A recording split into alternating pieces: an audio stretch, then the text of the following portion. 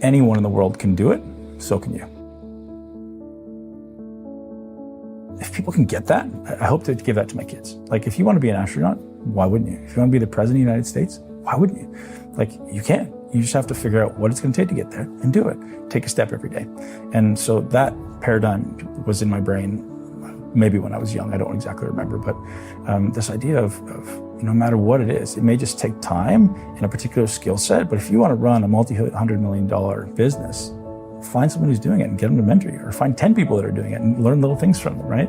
It's all there. It's all been done before, right? So that was kind of where my paradigm came around. If you can't, you must. My philosophy is very, very simple when it comes to my family, particularly, me being a dad.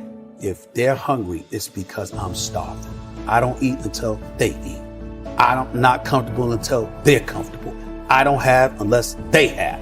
That's the mentality, and that's the mentality that I strictly get from my mother. And so for me, having that kind of mentality, well, what comes with that? What comes with that is a certain work ethic that you have to put forth. It's easy to slip back into, I'm not going to push myself, because when people blow smoke up your ass constantly, 24/7, 365, it's a good feeling, Even the most vigilant, high-performance person will be subjected absolutely. to that. You've seen that. That's why guys like Gates, the late Steve Jobs, Elon, they don't hang. Eagles fly alone. When it's hard for the birds that are flying at 10,000 feet to blow smoke up your ass when you're at 25,000 feet. People are trying to do the impossible right now. They're trying to save what they make. Dude, it's easier just to make another $4 grand. There's no shortage of money. There's no shortage of money on this planet. There's plenty of money. You said it. $4 trillion has been freaking manufactured. You got to first decide there's no shortage. Clear up your thinking about what your daddy thinks a lot of money is. And get rid of the thinking that you make enough. You don't. Nobody does. And then start thinking, okay, my first target should be 125. That gets you in the top 5% of all the earners on planet Earth. Okay? If you earn 125 grand a year, it's $10,000 a month. Top 5% planet Earth. Planet Earth, bro. You're on top. You're at the party now. At least you've been invited to the party of prosperity on planet Earth. I'm not talking about money, man. I'm talking about taking care of your kids. Well, you want to send them to school. You're going to have to buy a car. You probably need a house at some point. You need clothes. You got to have food. You're going to have an emergency. You need some freaking dough. Yeah. I'm not talking about money, right? So now if you want to get in the big leagues, now you got to start thinking about these other numbers, 250, 400, a million a month. It doesn't take any talent to be a critic. It takes real work to think through an idea and see the world differently from everybody else, articulate it, and then put your reputation on the line and go popularize it, right? That's work. It's not easy to do. And you have to be willing to be unpopular.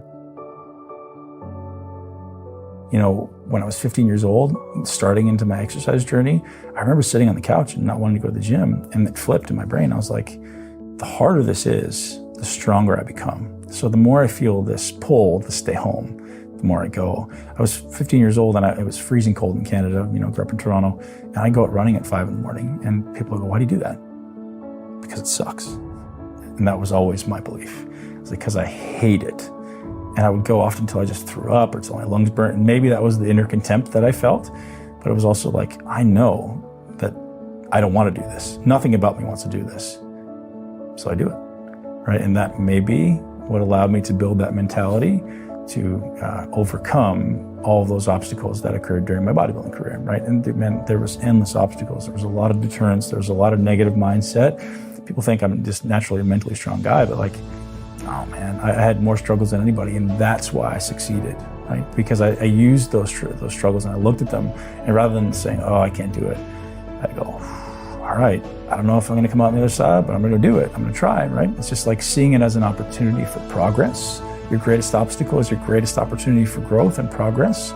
And if I can switch that mindset rather than, oh, that's an obstacle, I don't want to go over there, take the first step and then run full speed. And that's the greatest opportunity for progress. When you see the easy road over there, man, let everybody else go that way. Let them all go that way, and you go over there, right? And again, why did I build big legs? Or some people say some of the best legs in all time, because nobody else did it. I have so much respect for the guys who build the amount of muscle I did, because it's not easy, man. It's not, you get it, it's not easy. And the amount of struggle I went through, and I had such an obsession, because I sucked at it. It's funny that, I was told I'd never be a professional bodybuilder because I had small legs and narrow shoulders. And if you ever want to look at a picture of my bodybuilding career, I had the biggest legs on stage by far and the widest shoulders by far, because somebody said that to me and I was like, okay, thank you. Like, right? I'm not going to get mad at you. I'm not going to take it in and go, oh, I don't. He was mean to me. Thank you. Fuel. It's a willingness to sacrifice. Am I the most disciplined person in the world? No. Am I the most meticulous person in the world, like some people would believe? No, I'm meticulous enough and I'm disciplined enough, but I also know how to let go and relax or whatever. And sometimes I may not be as disciplined as I should be. But I think the key thing is that the bottom line is everything to me. And whatever the bottom line requires is what I'm going to do. If the bottom line requires an excessive level of discipline, I'm going to do it. If I can slack off a little bit and still achieve that goal, I might pick and choose from time to time to slack off just a little bit. Yeah. But to me, it's whatever the moment or the situation demands. And I'm a bottom lines oriented kind of person. I have an assistant. I have people who work for me. I have people who work with me. They'll tell you I'm very bottom line kind of guy. If you tell me that the job is going to get done, and the job is going to get done in an excellent fashion, and it requires 90% effort, I'll let you go with that. I'll let you get away with that. I'm not going to sweat it. But if this requires 100%, and you give me 99, I might want to fire you. Because I'm about getting the job done. Sure. It's about the results. And I think that, unfortunately, when we look at our generation today, not enough people preach about that. Why do you think that is? Because I think that we live in a society where people have become masters at pointing the finger at other people about reasons why things don't get done. I think there's too much explanation that goes on. What you taught me to do is to engineer risk into my life. Correct. So now every time I'm faced with a decision, or sometimes even when I'm not faced with a decision, I just think, how can I engineer more risk in this situation? Whereas before, I would try my hardest to engineer less risk in the situation, which meant growth was slow. And I played it safe. And at the end of the day, it didn't matter anyways. What, so a couple people thought I failed? Yeah, so you played, instead of playing to win, you played not to lose. And one of the, not new concept, we talked about it when you were there a few years ago. When you start a business from zero, your first 50,000 in revenue is geometric. Your next 500,000. Explain that to people. So when you start a business, any business, those first 50,000 in revenue is geometric. Because it comes from zero, nothing. Right, it goes from 0 to 50, you're just obviously up. Okay, and then 50, from 0 to 500 is geometric. Okay, Microsoft started that way, Facebook started that way, Google. But then what people start doing is they start playing, instead of to win, they play not to lose, and they start not doing the same things that got them the first geometric growth. But the other more important thing, in my judgment, and it's really proven really beneficial to the kids in the last year or two, is that first million in revenue, because we buy revenue.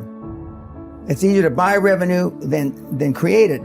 That revenue that has a million now, we don't know how much he spent or they spent to create that million. So when banks see that, you're de-risking the commercial debt. You're de-risking because you're having cash flow, free cash flow that covers debt service based on somebody else. It may have taken them 25 years to get $1 million in revenue.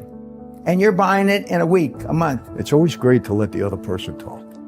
Let them talk. Let them just keep talking. Throw out a word that gets him a little bit and he'll talk more.